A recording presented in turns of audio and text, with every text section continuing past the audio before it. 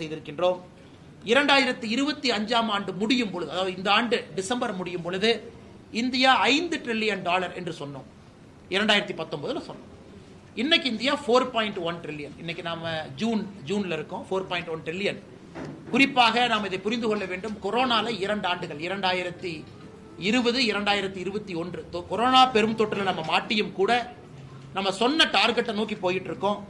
சமீபத்தில் ஜப்பான் நாட்டை முன்னேற்றம் செய்து உலகத்தினுடைய 4வது பெரிய பொருளாதார நாடாக மாறி இருக்கின்றோம். உலகத்தில் வேகமாக வளரக்கூடிய பொருளாதார நாடாக இருக்கின்றோம்.